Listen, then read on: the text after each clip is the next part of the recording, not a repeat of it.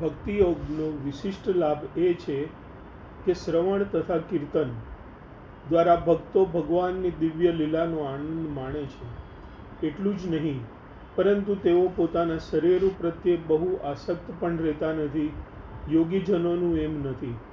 તેઓ શરીર પ્રત્યે બહુ આસક્ત રહે છે અને માને છે કે દેહની અંગ કસરતો કરવાથી પોતે આધ્યાત્મિક ચેતનામાં પ્રગતિ કરી શકશે. યોગીજનો ભક્તિમાં બહુ રસ ધરાવતા નથી. અહીં ધ્રુવ મહારાજ સ્પષ્ટ કહે છે કે ભક્ત શરીરની દરકાર કરતો નથી. તે જાણે છે કે તે પોતે શરીર નથી. તેથી તે શુદ્ધ ભક્તને શોધી કાઢે છે અને માત્ર તેના સંગ દ્વારા આધ્યાત્મિક ચેતનામાં પ્રગતિ કરે છે. પોતે શરીર નથી એ જાણતો હોવાથી ભક્ત શારીરિક સુખ કે દુઃખ વડે પ્રભાવિત થતો નથી કે તેમનાથી મળતા સુખ દુઃખની દરકાર પણ રાખતો નથી. ધ્રુવ મહારાજે વિચાર અભિવ્યક્ત કર્યો છે. તેઓ જણાવે છે કે ભગવાનના દિવ્ય રૂપના દર્શન કરતા પહેલા તેમને કેવળ ભૌતિક રૂપોના વિવિધ પ્રકારોનો અનુભવ થતો હતો. જળચર, પક્ષીઓ, પશુઓ વગેરેની યોનિઓની ગણના 84 લાખ જેટલી થાય છે. હકીકત એવી છે કે મનુષ્ય જ્યાં સુધી ભક્તિમાં પરોવાય નહીં ત્યાં સુધી ભગવાનના પરમ સ્વરૂપને સમજવું અશક્ય છે. ભક્તિ સિવાયની બીજી કોઈ પ્રક્રિયા વડે પરમ સત્ય અર્થાત સર્વોપરી પુરુષોત્તમ ભગવાનનું વાસ્તવિક જ્ઞાન મેળવી શકાય નહીં. અહીં ધ્રુવ મહારાજ પૂર્ણ જ્ઞાન સમજણ સાથે સરખાવે છે. એક માણસ કૂતરાની સેવા કરતો રહે છે, બીજો વૃક્ષો તથા લતાઓની સેવા કરે છે, વળી કોઈ દેવોની સેવા કરે છે અને વળી બીજો મનુષ્ય જાતિ અથવા તો કાર્યાલયના તેના માલિકની સેવા કરે છે. પરંતુ કૃષ્ણની સેવામાં કોઈ પરોવાતું નથી. ભગવાને જ્યારે ધ્રુવના કપાળે સ્પર્શ કર્યો ત્યારે તેમને સાચા જ્ઞાનના અંતર્દર્શન થયા અને ધ્રુવજી ભગવાનના દિવ્ય રૂપને સમજી શક્યા. હે વાલા પ્રભુ, દરેક કલ્પના અંતે ભગવાન ગર્ભોદસ્કાએ વિષ્ણુ સચરાચર વિશ્વને પોતાના ઉદરમાં સમાવી લે છે. તેઓ શેષનાગના ખોળામાં શયન કરે છે.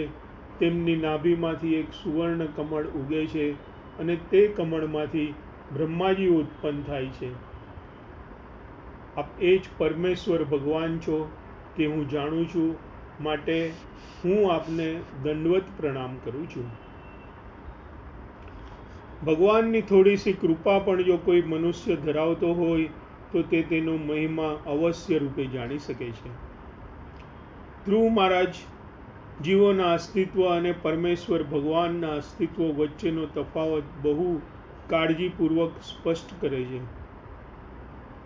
ભગવાન શાશ્વત રીતે મુક્ત છે. તેઓ જ્યારે જ્યારે પ્રગટ થાય છે આ ભૌતિક જગતમાં સુદ્ધા, ત્યારે તેઓ 3 પ્રાકૃતિક ગુણોના બંધનમાં કદાપી રહેતા નથી. 3 પ્રાકૃતિક ગુણોના સ્વામી તરીકે ઓળખાય છે.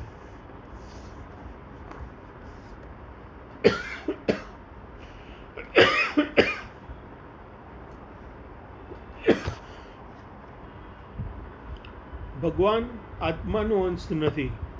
તેઓ અવિકારી પરમ આત્મા છે અને જીવાત્માઓ તેમના અભિન્ન અંશો છે. જીવાત્માને દેવમાયાના સંચાલન હેઠળ આ ભૌતિક જગતની આવવાની ફરજ પડે છે, પરંતુ ભગવાન પ્રગટ થાય છે ત્યારે તેઓ આત્મમાયા પોતાની અંતરંગ શક્તિથી આવે છે. અલિપ્ત સૃષ્ટિના પોતે પાલન કરતા હોવા છતાં તેનાથી અલિપ્ત છે. ભગવાન સર્વોપરી પાલન કરતા છે. સર્વે જીવાત્મા યજ્ઞો કરી તેમની સેવા કરવા માટે નિમાયેલા છે, કારણ કે સર્વે યજ્ઞોના ફળના સાચા અર્થમાં ભોગતા તો એકમાત્ર ભગવાન જ છે. ભગવાનની અનંત દૈદીપ્યમાન દેહ ક્રાંતિમાં વિવિધ શ્રેણીના સંખ્યાતીત ગ્રહો સહિત અસંખ્ય બ્રહ્માંડો આવેલા છે. પરમેશ્વર ભગવાનના સર્વ કારણોના આદિ કારણ છે, છતાં બ્રહ્મ તરીકે ઓળખાતી તેમની દૈદીપ્યમાન ક્રાંતિ ભૌતિક આવિર્ભાવનું તાત્કાલિક કારણ છે.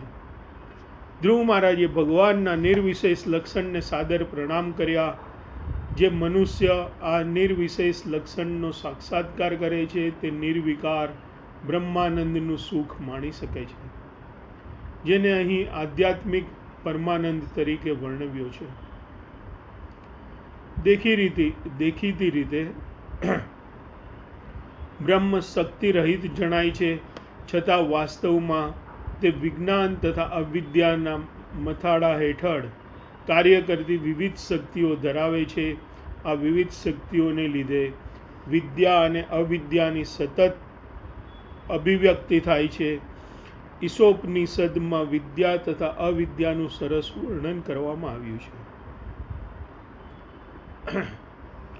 તેમાં જણાવાયું છે કે કેટલીક વખતે અવિદ્યા અથવા અલ્પ જ્ઞાનને લીધે મનુષ્ય પરમ તત્વને છેવટે નિર્વિશેષ રૂપે સ્વીકારે છે, પરંતુ હકીકતમાં નિર્વિશેષ તથા સવિશેષ સાક્ષાત્કારનો વ્યક્તિ ભક્તિના વિકાસના પ્રમાણમાં થાય છે. જેમ જેમ આપણે ભક્તિમાં વધુ વિકાસ સાધીશું તેમ તેમ પરમ તત્વના વધુ નિકટ જતા રહેશું. આગળ વધેલો ભક્ત ભગવાનને અને પોતાની સર્જનાત્મક શક્તિને સમજી શકે છે.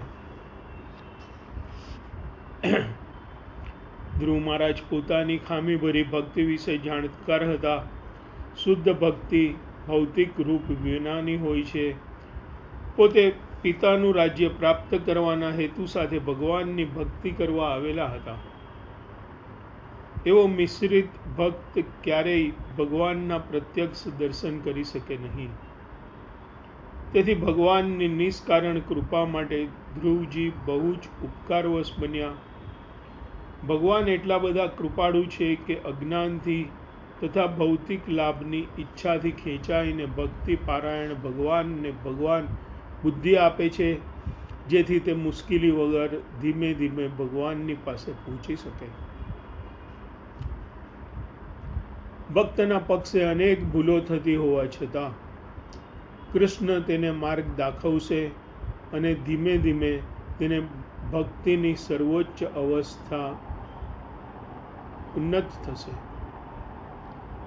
ધ્રુવ મહારાજે અહીં ભગવાનને જીવનનું અંતિમ ધ્યેય કહી સંબોધ્યા છે. ભૌતિક કલ્યાણ પ્રાપ્ત કરવા માટે અમુક ધાર્મિક નિયમ અથવા ઉપાસના કરવાના અર્થમાં સામાન્યતઃ પુરુષાર્થ શબ્દ વપરાય છે. મનુષ્ય ભગવાનની નિત્ય પ્રેમ લક્ષણા સ્વામય ભક્તિમાં પરોવાઈ રહેલા ભગવાનને પ્રાર્થના કરવી જોઈએ. પોતાની ભૌતિક કલ્યાણ માટેની અભિલાષા વિશે જાણતા હોવાથી ધ્રુવજી ભગવાનનું રક્ષણ માગતા હતા, જેથી પોતે ભક્તિ પંથેથી ગેરમાર્ગે ન દોરવાય અને ચલિત ન થાય. બ્રહ્મર્ષિ બોલ્યા, હે પ્રિય વિદુરજી, અંતરમાં શુભ અભિલાષા ધરાવતા ધ્રુવ મહારાજે જ્યારે તેમની સ્તુતિ પૂરી કરી ત્યારે ભક્ત વત્સલ્ય પરમેશ્વર ભગવાને તેમનું અભિવાદન કરી ને આ પ્રમાણે કહ્યું. ભગવાને કહ્યું, હે પ્રિય ધ્રુવ, હે રાજપુત્ર, હે ઉત્તમ ધાર્મિક વ્રતનું આચરણ કર્યું છે અને હું તારા અંતરની ઈચ્છા પણ જાણું છું. તારી ઈચ્છા ઘણી મહત્વાકાંક્ષી છે અને તે પૂર્ણ કરવી બહુ અઘરી છે, છતાં હું તે પૂર્ણ કરીશ. તારું સર્વથા કલ્યાણ થાવ. ભગવાન પોતાના ભક્ત પ્રત્યે એટલા કૃપાળુ છે કે તેમને ધ્રુવજીને તરત જ કહ્યું કે તારું સર્વથા કલ્યાણ થાવ. હકીકત એ છે કે ધ્રુવ મહારાજ મનમાં ડરતા હતા, કારણ કે ભક્તિ કરવામાં તેને ભૌતિક લાભની આકાંક્ષા રાખી હતી અને આથી ભાગવત પ્રેમની અવસ્થા પામવામાં અંતરાય થતો હતો. ધ્રુવ મહારાજ બ્રહ્મલોકથી પણ વધારે સારું રાજ્ય મેળવવાની પોતાની અંતરમાં ઈચ્છા ધરાવતા હતા, એ વાત સાચી હતી. તેમના પિતા ઉત્તાનપાદ મનુના પુત્ર હતા અને મનુ બ્રહ્માજીના પુત્ર હતા. ધ્રુવજી આ સૌ પૂર્વજો ઉપર સરસાઈ મેળવવા ઈચ્છતા હતા. ભગવાન ધ્રુવજીની બાલ સુલભ મહત્વાકાંક્ષા જાણતા હતા, પરંતુ બ્રહ્માજીના સ્થાનથી વધારે પણ મહિમાવંતું સ્થાન ધ્રુવજીને કેવી રીતે આપી શકવાનું હતું. ભગવાને ધ્રુવ મહારાજને ખાતરી આપી હતી કે ભાગવત પ્રેમથી તેઓ વંચિત થશે નહીં. ઉચ્ચ યોગ્યતા પ્રાપ્ત ભક્ત ભૌતિક સુખની સગવડ મેળવી શકે છે અને તે સાથે જ ભક્તની ભક્તિ પણ કરી શકે છે. તેનો આ દાખલો છે. ભગવાને આગળ કહ્યું કે હે પ્રિય ધ્રુવ, ધ્રુવલોક તરીકે ઓળખાતો તેજસ્વી ગ્રહલોક હું તને આપું છું. તે કલ્પના અંતે પ્રલય પછી પણ અસ્તિત્વમાં રહેશે. આ ગ્રહલોક ઉપર કોઈએ હજી સુધી રાજ્ય કર્યું નથી. તેની આસપાસ બધા સૂર્યમંડળો, ગ્રહો અને તારાઓ છે. આકાશમાં બધા તેજસ્વી પદાર્થો તેની પરિક્રમા કરે છે. ધ્રુવ મહારાજે વસવાટ કર્યો અને તેની પૂર્વથી ધ્રુવ તારો હતો, છતાં તેના કોઈ અધિષ્ઠાતા દેવતા ન હતા. આપણો ધ્રુવ તારો એટલે કે ધ્રુવલોક બીજા બધા ગ્રહમંડળો તથા તારાઓ માટે તે કેન્દ્ર સ્થાન છે. અપ્રતિમ ગ્રહલોક ધ્રુવલોક ધ્રુવ મહારાજને આપવામાં આવ્યો હતો. આ ગ્રહલોકનું વિશિષ્ટ મહત્વ એ છે કે સમગ્ર બ્રહ્માંડનો ક્ષય થાય ત્યાં સુધી આ ધ્રુવલોક અસ્તિત્વમાં રહેશે. બ્રહ્માની રાત્રિ દરમિયાન જે પ્રલય થાય છે તેમાં પણ ધ્રુવલોક તો રહેશે જ. પ્રલય બે પ્રકારે થાય છે, એક તો બ્રહ્માની રાત્રિ દરમિયાન અને બીજો બ્રહ્માના આયુષ્યના અંતે. ધ્રુવજીને ભગવાનને ખાતરી આપી હતી કે આ બ્રહ્માંડના આંશિક પ્રલય પછી પણ તેઓ અસ્તિત્વ ધરાવશે. રાજ્યમાંના તેમની સાવકી માતાએ એક સામાન્ય મનુષ્ય નહીં પણ એક મહાન વૈષ્ણવ એવા ધ્રુવજીનું અપમાન કર્યું છે.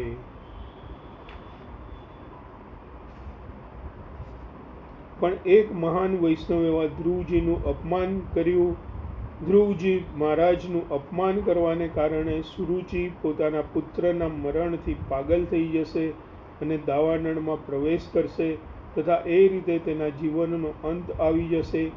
ભગવાને આ વાત ધ્રુવજીને ખાસ એટલા માટે કહી હતી કે ધ્રુવજી માતાનો બદલો લેવા માટે કૃતનિશ્ચયી હતા. આના પરથી આપણે બોધપાઠ લેવો જોઈએ કે કદાપી વૈષ્ણવનું અપમાન કરવાની કુચેષ્ટા કરવી નહીં. એટલું જ નહીં પણ વિના કારણ કોઈનું પણ અપમાન કરવું ન જ જોઈએ. ભગવાને આગળ કહ્યું, હું બધા યજ્ઞોનું હૃદય છું. તું ઘણા યજ્ઞો કરી શકીશ અને મોટા દાન પણ આપીશ. એ રીતે તું આ જન્મમાં ભૌતિક સુખો ભોગવી શકીશ અને તારા અંતકાળે મારું સ્મરણ કરી શકીશ.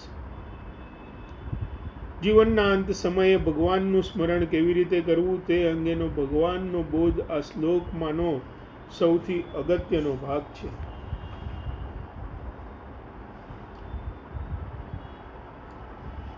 મૈત્રેય ઋષિ બોલ્યા, આમ બાળક ધ્રુવજીએ ભગવાનનું સાદર પૂજન કર્યું ત્યારે ભગવાન વિષ્ણુ ધ્રુવજીને તેમનો ગ્રહલોક આપી ને ગરુડ ઉપર આરૂઢ થઈને ધ્રુવજીના દેખતા પોતાના ધામમાં પાછા ફર્યા. નારદ મુનિએ પ્રબોધ્યા પ્રમાણે ભગવાનના ચરણ કમળની આરાધના કરી ધ્રુવ મહારાજ ઈચ્છિત ફળ મેળવ્યું. અતિ મહિમાવંતું સ્થાન પ્રાપ્ત કરવાની તેમની આકાંક્ષા હતી. ભગવાન વિષ્ણુ એવા તો કૃપાળુ છે કે તેમને ધ્રુવજીની ઈચ્છા પૂર્ણ કરી હતી. ધ્રુવ મહારાજને એવું નિવાસસ્થાન જોઈતું હતું કે જે પોતાના કુળમાં બીજા કોઈને સ્થાનથી પણ વધારે મહિમાશાળી હોય. તેથી સ્વયં ભગવાન જેમાં રહે છે એવો ગ્રહલોક તેમને આપવામાં આવ્યો અને તેમની આકાંક્ષા સંપૂર્ણ રીતે સંતોષાઈ હતી. છતાં જ્યારે ધ્રુવ મહારાજ ઘેર આવ્યા ત્યારે તેઓ બહુ રાજી થયેલા ન હતા. શુદ્ધ ભક્તિમાં ભગવાન પાસે કશું માગવાનું હોતું નથી, છતાં તેમના બાલિશ સ્વભાવને લીધે તેમણે અમુક માગણી કરી હતી. એ રીતે ભગવાને પણ તેમની ઈચ્છા પરિપૂર્ણ કરી હોવા છતાં તેઓ બહુ પ્રસન્ન થયા ન હતા, બલકે ભગવાન પાસે અમુક માગણી કરવાથી પોતે શર્મિંદા થયા હતા, કારણ કે તેમણે આમ કરવું જોઈતું ન હતું.